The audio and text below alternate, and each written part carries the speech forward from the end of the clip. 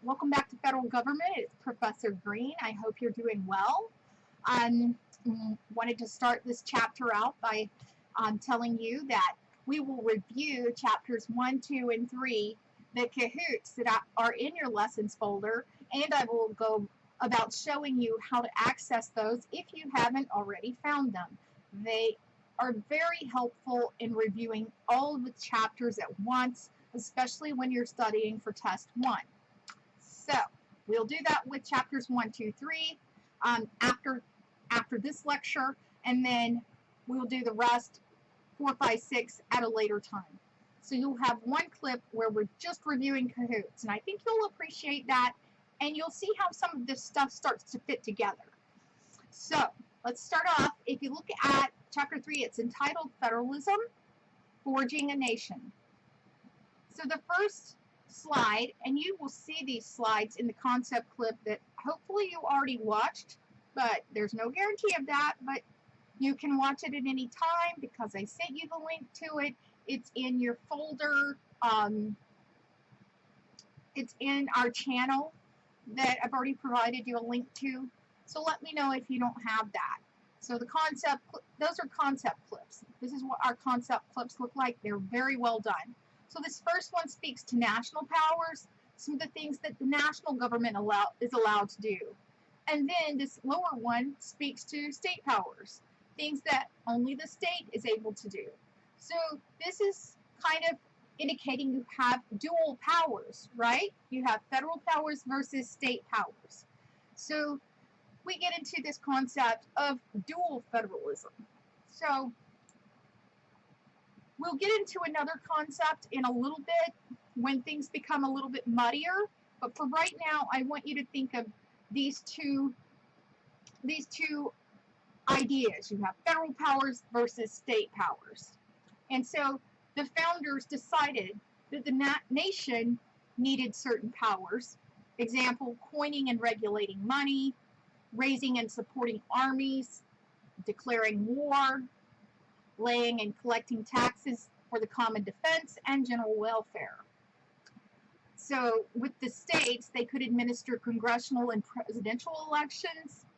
They could formally adopt all amendments to the Constitution.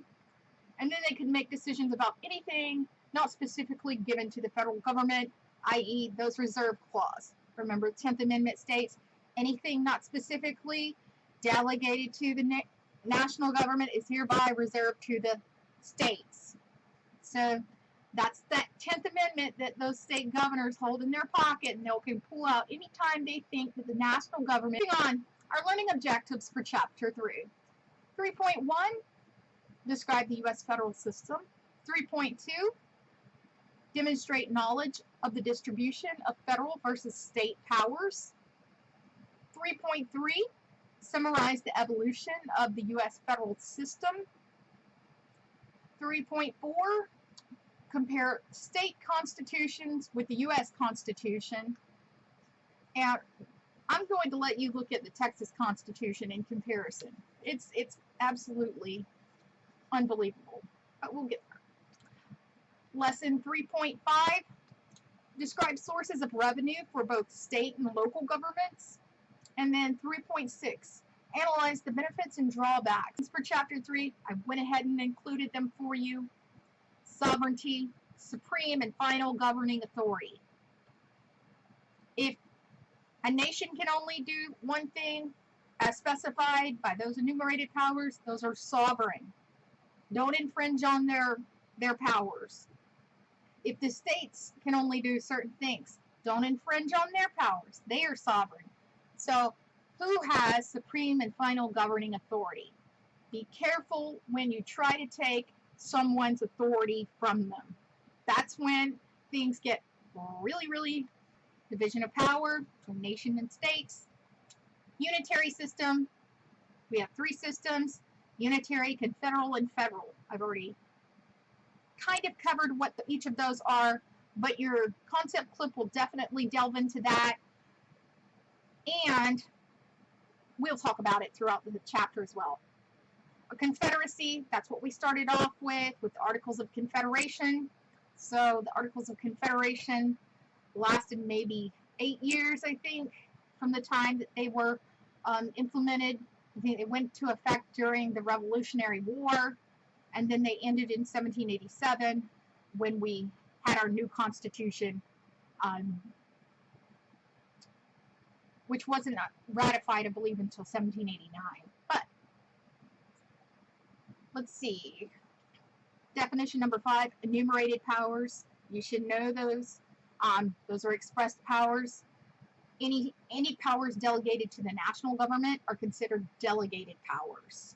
You need to remember that. The Supremacy Clause. This is going to be fun. I love the Supremacy Clause because just with regard to how it came about, and that was John Marshall. And John Marshall, he's a sneaky little fella. And he probably wasn't little at all. I think he was probably pretty tall. He looked like he was about 6 foot at least. But anyway, as far as John Marshall is concerned, he came up with some great concepts. And he was an attorney, so he utilized his logic and skills in creating some of these decisions that you just wouldn't have expected for someone who was first coming aboard to, write Supreme Court opinions. So it's a very interesting character, and I give him credit for coming up with some of the ideas that he did and referencing some of the Constitution and his thinking. I appreciated his thinking process. The Supremacy Clause. That's national law is supreme to that of state law when it conflicts. We'll talk about that, where it's located. The necessary and proper clause. We already talked a little bit about that. That's number 18 under Article 1. We'll get into that a little bit more with McCulloch versus Maryland. So an 1819 decision, guess what? John Marshall wrote that opinion. So John Marshall was a Chief Justice for quite some time. Then implied powers. So the concept of implied powers. Wait, Professor Green said that we have enumerated powers. They're specifically spelled out. What's this talk of implied powers? It's John Marshall. He'll help you. He helps us out in that respect with how these implied powers came about. Well, it doesn't specifically say that, but if you look at Article 1, Section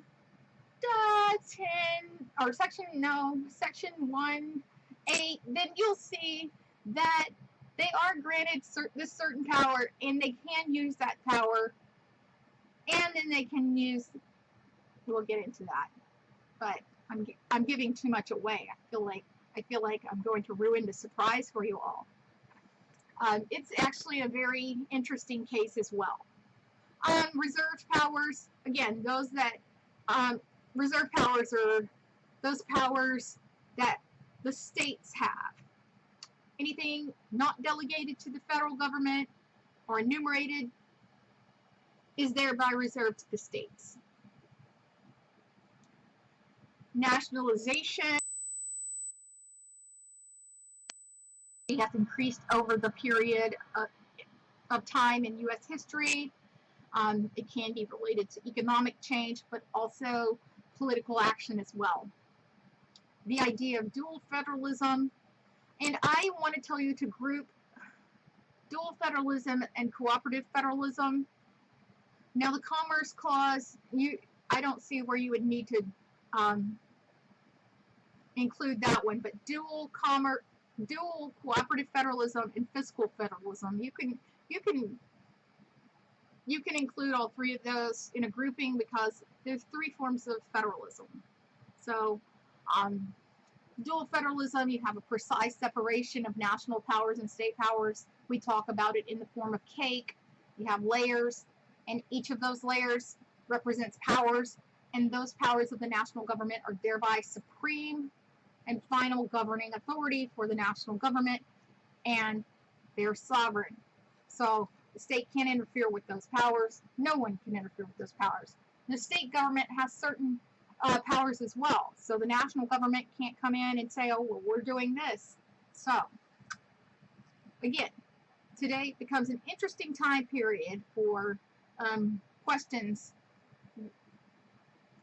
that are out there that you might want to ask yourself. And especially if you're viewing the news. Wait. And things like that might start registering with you. Is that a state power or is that a federal power? And why are they doing that? So it's good to think about. All right. Grants and fiscal federalism. Categorical grants, that is as well. Block grants, that is as well. And then devolution. This is just this concept that Nixon originally came up with, but it was later evolved into the handing back of national power to the states through Ronald Reagan. All right, moving on. So we went from having a confederal system to a federal system. So the confederal, where the states were in charge, that proved to be too weak. You had revolts like Shays' Rebellion, where the states couldn't handle some of the conflicts. And the people got out of control very quickly. So that became problematic for the states. And then the states, well, they weren't paying taxes to the national government, so the national government wasn't able to help them. So then they had to bail themselves out by hiring private militias, which eventually hurt them economically. So that's when this whole concept of federalism developed by our founders. And we had John J. Alexander Hamilton and James Madison writing the various Federalist Papers as to how this idea of federalism would work, how these concepts would relate so that you could have the sharing of these powers. We've discussed sovereignty, unitary system, we've discussed that, a confederal system, states hold the power, unitary, central government holds the power, federalism, shared power. It's that simple. All right. So I want you to watch this clip. Even if you've already watched it, watch it again. It never hurts to watch this clip too many times so that you understand the concept of federalism. And it speaks to all of those terms again. So repetition helps. Repetition helps you remember. Don't ever forget that. Introductory Concepts in American Government. What is federalism? Federalism is a system in which the national or central government shares power with the individual states. This type of government structure is present here in the United States. Federalism is different from other systems of government like unitary systems and confederal systems. In a unitary system, the central government holds power and makes decisions. Countries with unitary systems include the United Kingdom, Denmark, and Chile. In a confederal system, individual states or groups hold power and make decisions. The European Union is a confederal system that represents 28 sovereign states. The United States Constitution empowers the national government to coin and regulate money, raise and support armies and declare war, and lay and collect taxes for the common defense and the general welfare. The United States Constitution empowers state governments to administer congressional and presidential elections, formally adopt all amendments to the Constitution, and make decisions about anything not given to the national government by the Constitution. According to the 10th Amendment to the U.S. Constitution, the powers not delegated to the United States by the Constitution, nor prohibited by it to the states, are reserved to the states respectively or to the people. Here are a few more examples of the division of government power in the United States. The national government can develop interstate highways. State governments can build and maintain infrastructure. The national government can develop national workplace safety policies. State governments can regulate occupations and professions. The national government regulates interstate commerce. State governments regulate intrastate commerce. However, whether the national or state government has power is not always clear-cut. Some recent examples of this ambiguity include marijuana legalization, the debate over gay marriage, healthcare administration, immigration, and discriminatory election laws. Let's look at the example of marijuana legalization. In the United States, the federal government is empowered to regulate controlled substances, like marijuana by the Interstate Commerce Clause. However, some states like Colorado and Washington have voted to legalize marijuana, even for recreational use, setting up a struggle for power between state and nation. This means that while state and local authorities will not prosecute recreational drug use, the National Drug Enforcement Agency can choose to prosecute violators under federal law. Summary. What is federalism? Federalism is a system in which national or central government shares power with the individual states. The United States Constitution outlines the powers of the national government and the individual states' governments. Federalism differs from a unitary system where the central government holds the majority of power, and a confederal system where individual states or groups hold the majority of power.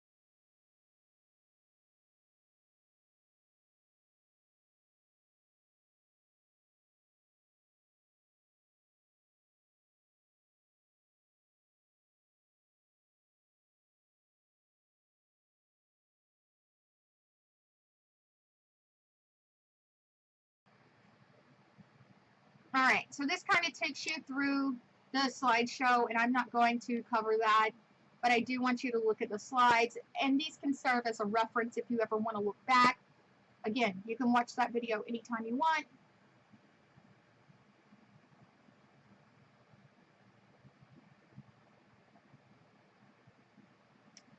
All right. So this slide looks at conflicting ideas, the power of the federal government. So a lot of times people don't always agree as to how much power our federal government has. We talked about libertarians. So libertarians, I said, were the hands-off form of government. They don't want your government being involved in your social issues or your economic issue. They want government's hands off. So no government involvement. And then you have differing issues as far as your socialist authoritarians versus your liberals and your conservatives. And they may change based on how you view what economic powers should go to who, and whether or not your government should have those powers or not, whether the government should in fact have any form of control over um, your social agenda, and we'll get into that a little bit more later. But as far as our two primary ideologies, Republicans tend to think that the federal government has too much power. 77% of Republicans, when asked during the survey from 2009 to 2015, said that the government had too much power. And I think that was reflective in the elections during that time. Democrats, they agreed. 36% of them said, federal government has too much power. That's not a big number, but it's larger than I think that it would have been. So don't always judge a book by its cover. I think that's a good example. So Democrats don't necessarily agree that the federal government controlling everything is a good idea either. So we'll get back into that a little bit later. So let's move on. This is also speaking to federalism, what the nations can do: coin and regulate money, raise and support armies, lay and collect taxes for the common defense and common welfare or general welfare.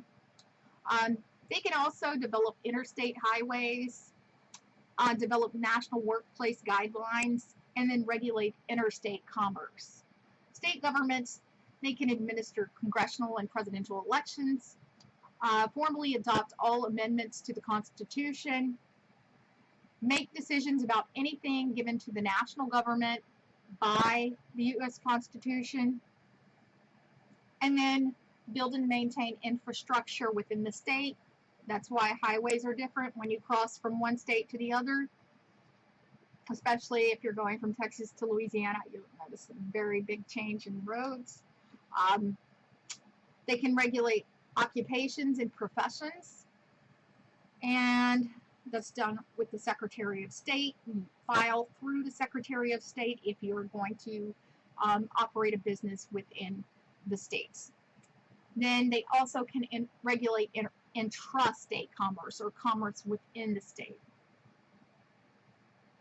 Oops.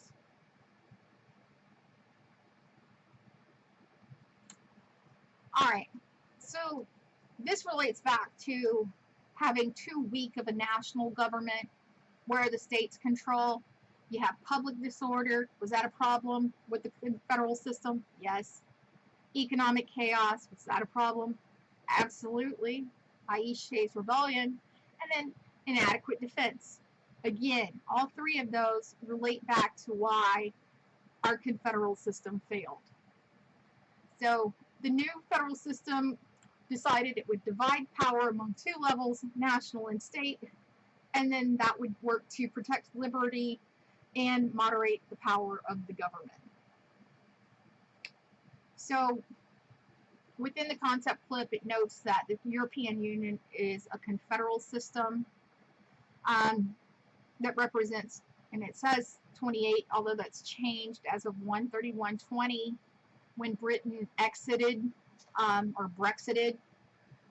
Usually I spend a good time, at least a good 30 minutes on that subject, but during the summer session, I don't feel I have a lot of time to devote to Brexit and what's going on over there. However, if you're interested in seeing what's going on over there are lots of resources available to you. Okay, at the time of the formation of the Constitution, these were 4 arguments as far as why federalism was the preferred form of government.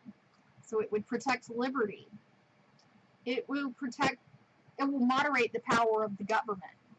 So it wouldn't allow the state or the federal government to have too much control. And it says federalism will provide for a stronger national government than existed under the Confederation or the Articles of Confederation, which was obviously needed. Asking states to voluntarily pay their taxes wasn't the brightest of ideas, nor would it be bright today, because I'm, for one, would take a break every so often on paying my taxes, if given the option, just saying. I might use it for home improvements, whatever. So, and federalism, fourthly, would be less likely to produce an all-dominant faction. So, in Federalist number 10, James Madison warned of these factions or parties that could become too dominant, the elite that could become too dominant if you just let them get out of control. So they thought that this was the answer in speaking to that potential issue. All right, these are the answers to your questions at the end of the concept clip that you were shown. You were also shown this at the end of the video, so you've covered it. Hopefully you understand these concepts. It just kind of they're questions that we've already discussed even during this PowerPoint, so I'm not going to discuss them again. This is Brexit, again, not spending time on this. This is Alexander Hamilton. He was never president. He was Secretary of the Treasury. I don't think he was president because he was foreign born, and I think that's probably one of the only reasons that he didn't serve as president. All right. The 17 powers of Article 1, Section 8, Clauses 1 through 17. Those are your legislative powers. Remember, Article 1, 2, 3. And then write those down. Let's see here. So it says the 17 powers, Article 1, Section 8, Clauses 1 through 17, includes measures for a secure defense and a stable economy. Then this is the enumerated powers, the term enumerated powers, key term.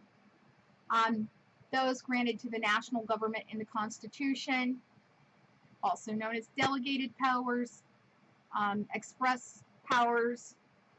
The necessary and proper clause, this is where it's located, here at the bottom. We'll get into that momentarily. And then the elastic clause. That's what the necessary and proper clause is regarded as, because it's kind of stretchy. It holds the power to make laws in support of the enumerated powers. So that gets to be interesting. So our powers have developed over time, and arguably some for the better, some for the worse. Okay, now I want you to watch McCulloch versus Maryland. If you've watched it already, that's great, but I want you to watch it and determine if you think that John Marshall was correct in his approach. This is basically the United States and its big self saying, don't you try to tell me what I can and cannot do. And then, now this speaks to the supremacy clause, or Article 6 of the Constitution, and then the 10th Amendment, the reserved powers of the state. And this is how Article 6 reads. So I'm not going to read it out for you, but take a look at it to see why indeed the federal government would come out ahead when there were conflicting state laws. Implied powers, necessary and proper clause. Again, two definitions for you there. Can you or your state government tax the federal government? At the founding of our nation, this question was in hot dispute, and the 1819 Supreme Court case of McCulloch versus Maryland would help answer it. This case was the result of the founders grappling with the concept of federalism. What is federalism, you ask? Well, it's the idea that the federal government and state government share power, and when those powers are not clearly defined, it can cause disputes. Hence, the case of McCulloch versus Maryland. But to understand this case, we need to take a quick look at the history on the Bank of the United States.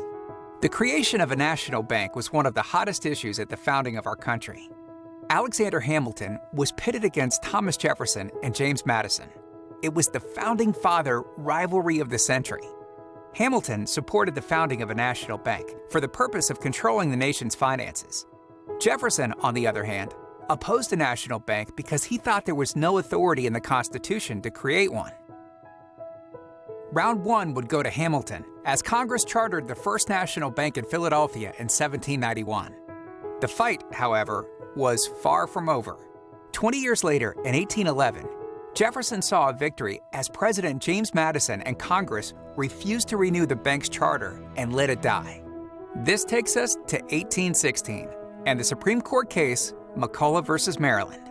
That year, a second national bank was created when President James Madison signed the bank back into law to deal with the debts America gained from the War of 1812. This thrust the issue of a national bank back into the center of the ring. This time, the bank set up shop in Maryland. In a strategic move, an attempt to exert control over the national bank, Jefferson's party, the Democratic-Republican Party, which controlled the state of Maryland, decided to tax the national bank as it resided within its borders. Now, federal bank cashier James McCulloch refused to pay this tax. He didn't believe the states had the power to tax the national bank. Conversely, Maryland argued that it had the right to tax any business in their state. This brought into question whether the establishment of a national bank was constitutional in the first place. So, the important issue of balancing federal and state powers, or the principle of federalism, was taken to the Supreme Court. The court decided unanimously that Congress did have the authority to create a national bank. Chief Justice John Marshall, in writing the opinion for the court, highlighted that under the necessary and proper clause, Congress has the right to make all laws which shall be necessary and proper for carrying into execution the foregoing powers. In other words, at the time, the court felt it was constitutional because the powers of the bank were related to several powers in Article 1, Section 8 of the Constitution. The court also ruled that the state of Maryland could not tax the national government. This decision was made citing the Supremacy Clause in the Constitution, which makes federal law superior to state law. Marshall wrote, "The power to tax involves the power to destroy." Therefore, the federal government had the upper hand under the Supremacy Clause, which made a bank, constitutionally created under the Necessary and Proper Clause, superior to state authority. This case further defined federalism within the United States, as the federal government gained more power from the court's decision. This case is important to understand, as our nation still faces many issues that deal with federalism and the Necessary and Proper Clause. These include healthcare, the legalization of marijuana, the Second Amendment, immigration, and LGBT issues. For more information on this and many other important court cases throughout history, be sure to check out the other videos in our homework. The second of 3 concept clips within this video regarding what are the powers of Congress. So I'll let you go ahead and watch that. Introductory Concepts in American Government. What are the powers of Congress? The powers of the United States Congress are outlined in Article 1 of the Constitution. There are 2 types of congressional powers.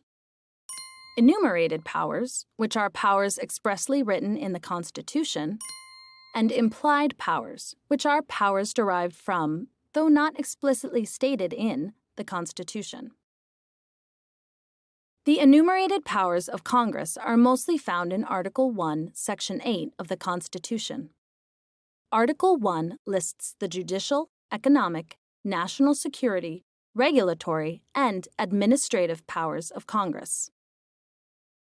In addition to the explicitly listed powers found in Article 1, Section 8, the language of the Constitution also speaks to those actions that are underlying the enumerated powers. 2 important sources of the implied powers of Congress include the Necessary and Proper Clause and the Commerce Clause. The Necessary and Proper Clause states that the Congress shall have power to make all laws which shall be necessary and proper for carrying into execution the foregoing powers, and all other powers vested by this Constitution in the government of the United States or in any department or officer thereof. Does the clause constitute an additional grant of power to Congress beyond the enumerated powers? Or does the clause merely affirm the explicit powers provided to Congress? Let's look at a landmark decision. After Congress chartered the Second Bank of the United States in 1816, the state of Maryland attempted to impose taxes on that bank. James McCulloch, a cashier at the Baltimore branch, refused to pay the tax. Maryland sued McCulloch, trying to collect the debt, but McCulloch refused, saying it was unconstitutional. After several appeals, McCulloch v. Madison eventually made its way to the Supreme Court. McCulloch v. Maryland asked some important questions. Did the court have the authority to establish such a bank? Did the imposition of a tax by Maryland law interfere with the power of Congress? The court upheld that national government is supreme. The ruling interpreted the necessary and proper clause as an additional grant of authority and served as a key element in the expansion of congressional power. According to the Commerce Clause, the Congress shall have power to regulate commerce with foreign nations and among the several states and with the Indian tribes. The Constitution empowered Congress to regulate commercial activity that occurred across state lines. However, definitions of commercial activity and interstate have evolved over time. The power implied by the Commerce Clause has evolved via the Supreme Court's interpretation in several important cases. Notable Commerce Clause rulings include Gibbons v. Ogden in 1824, Wickard v. Filburn in 1942, Heart of Atlanta Motel v. United States in 1964, and Gonzales v. Reich in 2005. Generally, interpretation of the Commerce Clause via these cases has broadened the scope of how Congress may invoke its commerce power.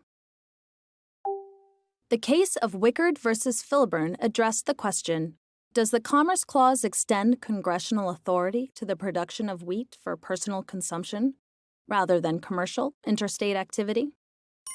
The Supreme Court ruled that individual production of agricultural products affect the overall demand for such products and therefore constitute activity that is under the umbrella of the Commerce Clause. The case of Gonzales v. Reich addressed the question, does the Commerce Clause empower Congress to regulate personal medical marijuana? Using a logic similar to Wickard, the Supreme Court ruled that Congress did have the power to regulate local activity, such as growing medicinal marijuana, because such activity has the potential to affect interstate commercial activity. There have been recent restrictions to the Commerce Clause. In 1995's Lopez v. United States, the Supreme Court ruled that Congress went beyond its constitutional authority in regulating firearms in local schools via the Commerce Clause. This ruling overturned the Gun-Free Zones Act of 1990. In 2000, in the case of United States v. Morrison, the Supreme Court echoed the Lopez decision and maintained that such a law was beyond the scope of the Commerce Clause, citing the local nature of such crimes. The ruling overturned the Violence Against Women Act of 1994. Summary. What are the powers of Congress? Article 1 of the Constitution enumerates the explicit powers of Congress. The power of Congress has expanded beyond the enumerated powers because of broad interpretations of the Necessary and Proper Clause and the Commerce Clause. McCulloch v. Maryland in 1819 established that the Necessary and Proper Clause constituted an additional grant of congressional power. The interpretation of the Commerce Clause has evolved to broaden congressional authority over the years. Recently, the Supreme Court has chosen to limit the congressional commercial authority.